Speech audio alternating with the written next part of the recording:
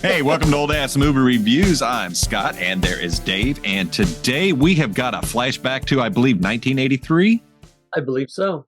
1983 with Ray Bradbury's Something Wicked This Way Comes, put out by Disney. This is one of Disney's darker titles for sure. Yeah. And I didn't realize just how dark this movie was. I didn't remember it. Right. It was a hard movie to find. I know a few years ago I was looking for it, trying to find it. Couldn't find it on streaming. Still can't find it on streaming. Nope, still not find streaming. It on disc. And then like last year, I want to say I found it and I dropped it in my queue and I just put it off buying it, but I had it in my queue ready to buy off of you know who, the Evil Empire. But The one, when I finally, the only. yeah, I finally broke down and bought it, and I was blown away by how good it still is. Mm-hmm. You noticed something that I didn't notice though. You want to start out the talk? Yeah. Let me back up a bit on this. And we'll be all over the place with this movie. I saw this movie when it came out. I remember with my my next door neighbor Joe. He and I went to see this, and we were 13 at the time, so we were a little older than the kids, but close enough in age that this movie just spoke to us. It was like, this is really cool because you're near that age of the main characters. Yeah. And all I remembered, and when you mentioned this movie, it's like, oh my God, I haven't thought of this movie since 1983 when I saw it. And all I really remembered was something about a circus and spiders. Oh yeah, lots the spiders are so creepy. So, arachnophobia warning. This one will make you cringe big time. Yeah. I get chills thinking about the scenes with the spiders. So well done. Hundreds of tarantulas. They did a great job with that. All over the place, man. But here's what I noticed, and we're going to talk. We'll pop in and out on this. This movie was plagued with some production issues, and Disney had required a series of reshoots because the movie was too dark, and there was a falling out with the director and Ray Bradbury. Mm-hmm. I didn't know that. They both left the project, Bradbury included, and they ended up bringing Bradbury back to do a little ending and add some narration and try and bring it back together. Bradbury is quoted, and this is not a direct quote because I didn't write it down, that it's a decently nice movie, meaning it is. Yeah. So because should have been better is probably what should have been saying. better. Yeah, it should have been better. My understanding is it's very different from the book, but Bradbury was involved in making it, so I'm sure it went close enough with the feel. But due to all of this, what I noticed was the actors are in scenes when they're clearly older and about 5 inches taller. It was like, I'm confused. He was just and it happened just a couple times, and it does it out of order. So because reshoots are shot and put back in, it was weird. At first I thought, what did they got a double in for a stand in or something? What's going on? And it made me think of those movies where you can see the stuntman, like I'm going to get you, sucker, where you see go from a black woman to a white dude with a mustache fighting and then back. Exactly. Or the white guy on the motorcycle, and then he stops and it's a black chick taking off the helmet and all the hair. And the funny thing is, I watched the movie a couple of weeks ago, and we were just going to jump on it and do this, and then you had mentioned that scene, or you had mentioned that happened. I'm like, crap, I totally missed it. That's amazing. I did not pick up on it. It's one of those things that maybe subconsciously I saw it, and just like, that's odd, but nothing that I was looking for. Last night I rewatched it and I was looking for it, and I did spot the scenes. Should we tell them where? Because I think one of them was in the House of Mirrors. It was. And then the other one was when they were, I think, in the houses with the spiders. But it was before the boy comes over. It's when they're each in their own house. I don't remember exactly where they were, but you'll be able to see it more evident when he's standing, when you see him next to adults. That's how I noticed. There was all of a sudden he came up to his dad's chin, whereas before he was down much lower. It's like down to here, and then he's up to here. Yeah. It's like, wait a minute. And his dad is old. I found Yeah. that a very interesting choice, and we'll get to that. Yeah. Yeah. But that makes like I want to read the book now. I want to read I the do short. too. I think it's a short I do story, too. if I'm not mistaken. But now I want to read the short story because I'm a Bradbury fan anyway. Yeah. And this, if you like Twilight Zone, if you like the original series Twilight Zone, I think There this it is right is. up your alley because it just really, really hits as a Twilight Zone episode. Yeah. And Bradbury and one of the main writers, and think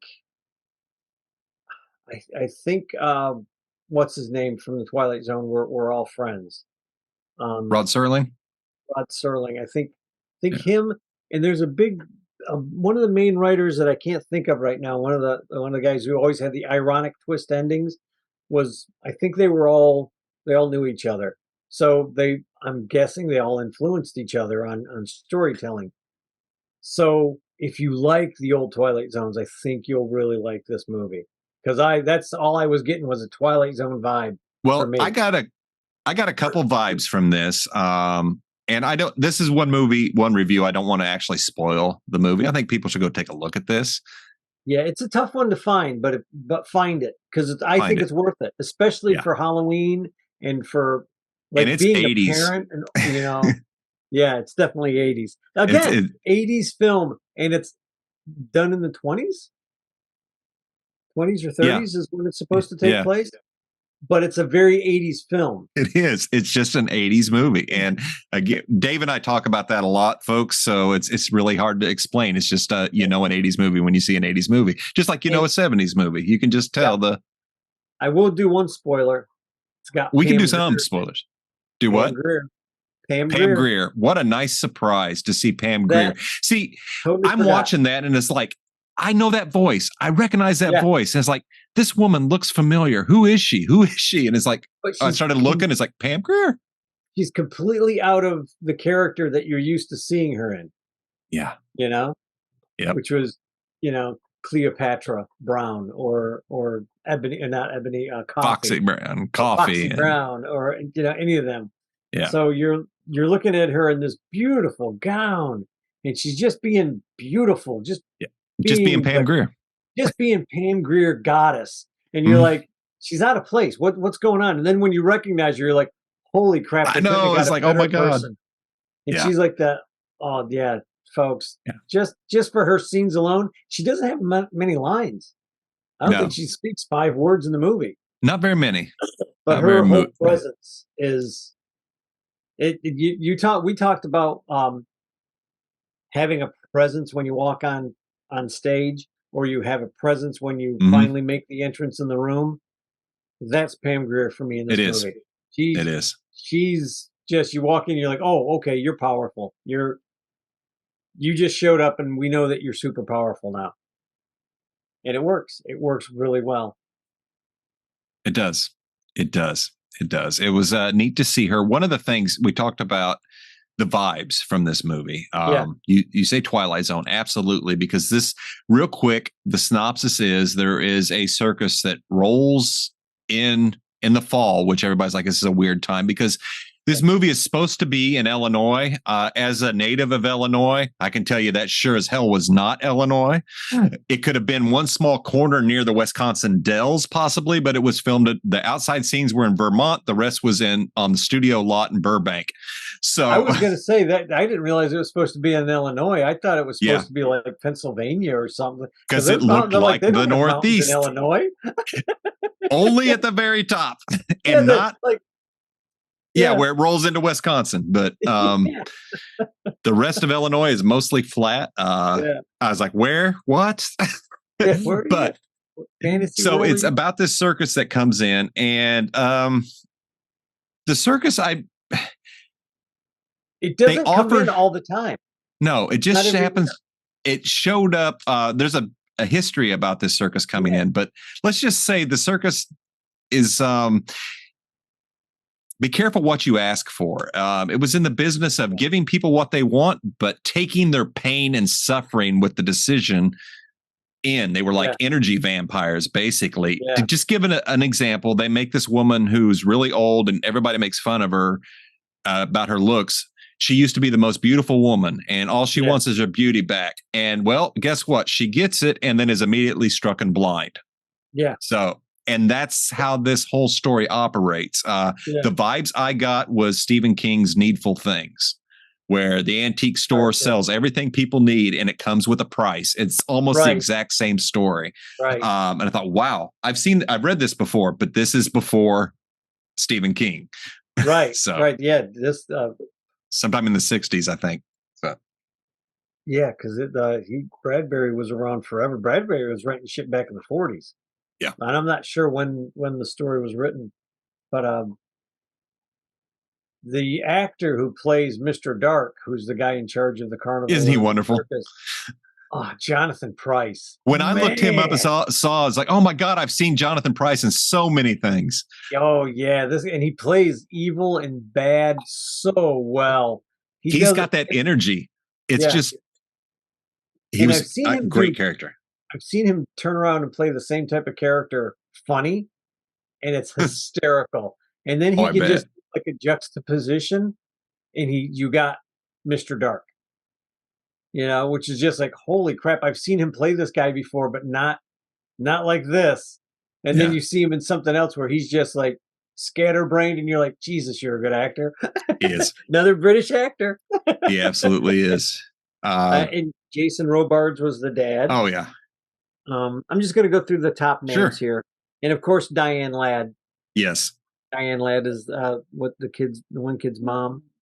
Roy O'Donnell was the lightning rod salesman. So before you go through that, let's just stop there a second. All right. The movie starts off with a lightning rod salesman. Now, just think back. This is like in the 20s or 30s. I'm not sure exactly what year this is, but it's early 1900s. Yeah. And that was profession. People went door to door with vacuums and shoe polish and all kitchen gadgets. Yeah. All kinds of crazy stuff and gadgets. But to me, a lightning rod salesman, that was so bizarre and so beyond weird. And he's the key to the whole damn movie. He is the key to the whole movie. He has a small part, but it's like you have to pay attention in the early part where he shows up and talks to the kids. And the one boy is Vidal Peterson, and he plays Will Holloway. And then Sean Carson plays Jim Nightshade. What a great name. I know. Well, Dark said it would be great. Right. Dark and Nightshade's Pandemonium or whatever. Excuse me. I'm sorry. That came out of nowhere. Did you notice the woman who played Miss Foley, married Grace Canfield? Did you notice her? Did you recognize her? What, the teacher? The old lady? Did you recognize who she is? I can't tell you where she was from, but Janine and I were both looking. It's like, man, we've seen her in a lot of stuff. Green Acres. She was one of the brothers that they kept calling them the brothers, and she's like, I'm not a brother. Oh my God. Oh my God, dude. Right? Yeah, Green Acres. Haven't seen that in forever. Yeah, and I guess we can stop there because all the other guys. Oh, well, Jack Dodson was Dr. Douglas. Doc sitting in the bar with him. Did you recognize who he was? No. He used to be on Andy Griffith. He was one of the guys in Andy Griffith's series. Yeah. So all these people that I'm just naming, folks, you don't have any idea who they are. No, not at all. But so this tells the tale of two boys who are best friends. I wish I had a setup like that with my best friends at that age, to where we could come out one person's bedroom window and walk across. They had a rope bridge. That was so freaking awesome. It would be like their own tree pirates. Tree pirates. Okay, yeah, moving on from that bad inside joke. Anyway. Before I go off on a tangent, you better change. You never go off on a tangent. But so if they get involved with this circus, because what kid doesn't want to go to the circus? And for me growing up, it was the fair, and we would do just like those kids. We would sneak in while they were setting up. We would be in. We had our back way in through the fair to the fairgrounds, and seeing that just took me right back to those days, man, real quick. And they get involved, and of course, you'll just have to watch and see. It's a neat Twilight Zone-esque movie. It's a coming of age story. This is how I take this whole story. It's a father and son story, a son and his best friend story, and they're all coming of age together. The father has a huge thing to learn. The father's got a whole lesson that he has to learn for himself that he hasn't learned. And he's an older guy. He's an older man, and he has a son that he probably should have had 20, 30 years earlier. You know what I mean? So Jason Robards plays the father, and he's an older guy at this point, and I think he's playing the part a lot older. That's how I felt, like he's playing it a lot older than Jason Robards really was. Because as old as I am now, I'm thinking Jason Robards was probably younger than me at the time when he did this. So I know, but he looked so old and he acted so old. Yeah. However, now here's where I get on that. I mean, he acted like he was 80 years old. Yeah. But he clearly wasn't. He had a heart condition, but this is what's neat, because he gets tempted with something in this movie, the ability to reel the years back. Yeah. But he has to make a sacrifice. And this is where these are good moments in this movie. Yeah. And whereas he played it old on purpose, so it gives it more weight, is what I feel. Exactly. And I think that's exactly right. And I think the script, this is where a good script and a good actor come together. And the moments, even with the boys, and these kids probably weren't the greatest actors in the world. So you have they did great, man. But they did really good because they had a great script. And they played a good friendship between the two of them. And like I said, the coming of age of all three of these boys, the one boy's father's gone. The other boy is Jason Robards is his dad, and they all live next door to each other. And it's just, if you're a father and you have a kid, watch this movie. Because it shows how sometimes people are disconnected, and it shows that this father was disconnected. He was trying to connect, but he just couldn't. He didn't know how. Well, and the kid didn't know how. There's a moment there that, thanks for bringing that part up, because I completely forgot about the undercurrent of this movie. And there's a really touching moment where he's trying to talk to, I forget his son's name. Will, was it? Will Holloway, yeah. Yeah. Trying to talk to Will about an incident that happened, and Will almost drowned. But you hear that he was doing his grandfather, he was kind of forced by his father to do this. And this was really horrific. But who saves Will? None other than Nightshade's dad. His best friend across the best friend. So there's a whole thing there, and it's tragedy upon tragedy. And then there's I'd like to say this has a happy ending, and it really does. It really does. But I think it has a great ending. It has a happy ending, but there's a lot. This is not a happy movie. Let me put it that way.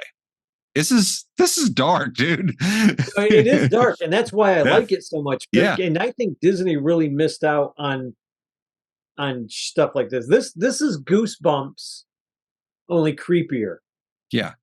You know what Dark I mean? Disney, I can do all day. We talk about Black Hole.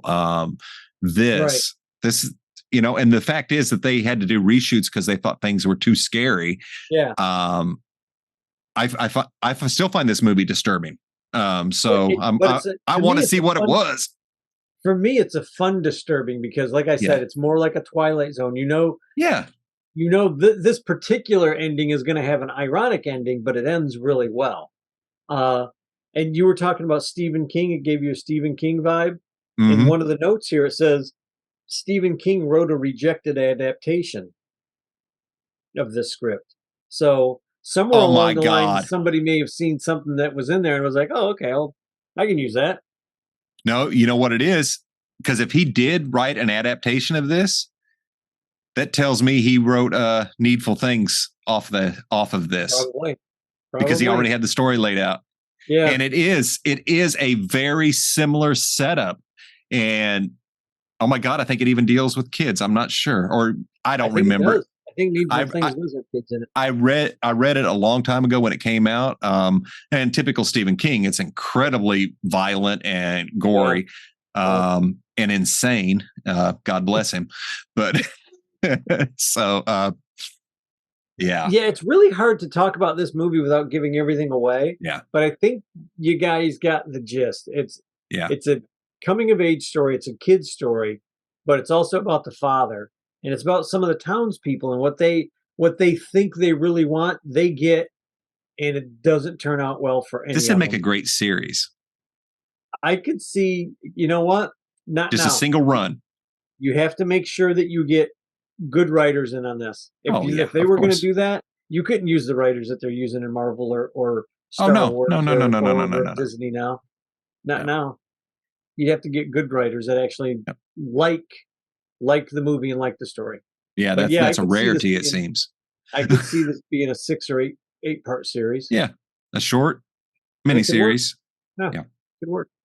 Absolutely. Because then you get a little more fleshed out. Then you get feeling a Yeah. little more sympathy for the characters, and that you get with that long form, you get to Yeah. build that up. Yeah, you I read the highly book, recommend. you watch I'm the sorry. movie. Oh, I was yeah. going to say, you read the book, you watch the movie, you put the two story, so everybody gets nice and fleshed out and Yeah. It's because good. absolutely. But I enjoy this. I enjoy it because it took me right back to that age, Yeah. or close to it. And I like Yeah. movies that do that to me. Yeah. It's entertaining. Here's what I like about it being a Disney movie. And I can say this because this is Disney in the 80s, a little different than they are now. Yeah. I know with a Disney movie, and this is coming from somebody who loves extreme graphic horror movies that are just absolutely disgusting. Right. I'm down for any of that because I just marvel at the special effects. Yeah. But when I watch a Disney movie, I know I might get a little weirded out, but in the end, it's a Disney movie.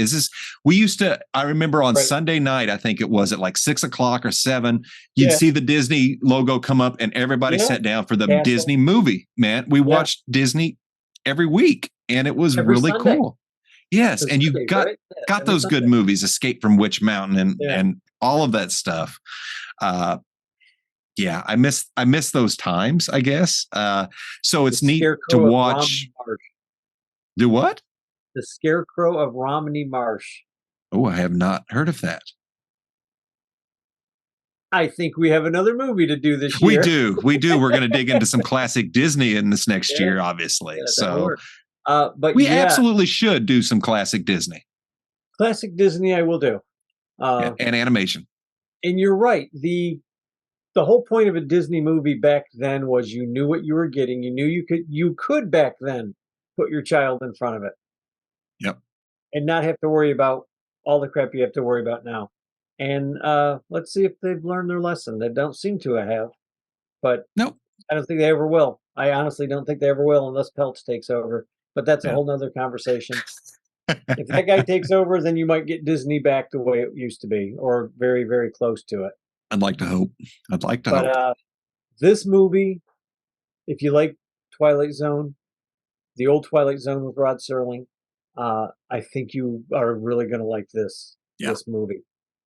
It's if you like little kid adventure type stories, this is a little kid adventure story. This is Encyclopedia Brown, the two brothers that used to do detective work. What the hell were their names again? Hardy Boys.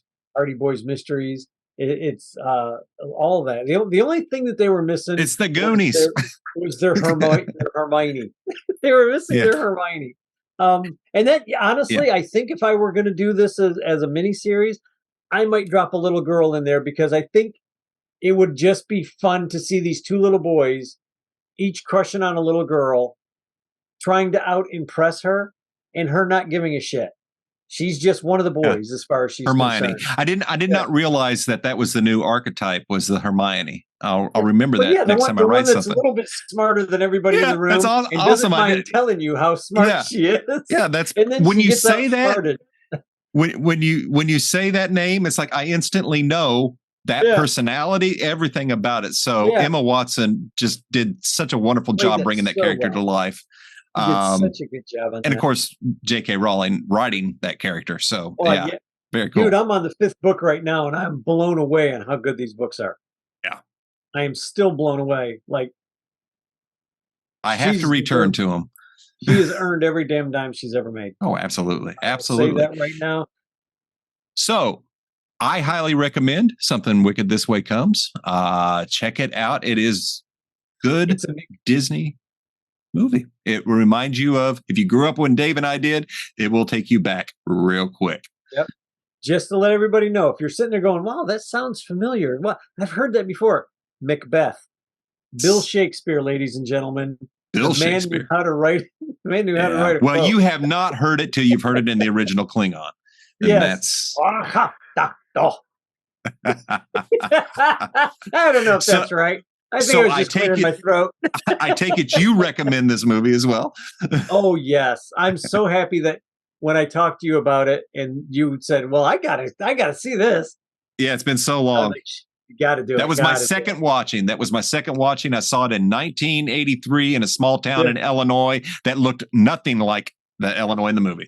So I honestly thought it was in Pennsylvania, so it didn't bother me. Had I actually heard it, it happens within the first few seconds of the movie. Within the first few seconds, the narrator says the town in Illinois. Right. Yep. That's it. Yeah. Funny. That's funny. So yeah. That works. Very cool. So folks, good movie. Yeah. Check it out. And if you like our show, hit the like, hit the share, hit the subscribe. And we will catch you next week as we start to roll into the Christmas season. It's going to get a little weird as we bounce around still with some more. You'll see what happens as we go from Halloween to Christmas in a very weird way. So yes, we will catch you next week, folks. Thanks again. Have a good one, folks.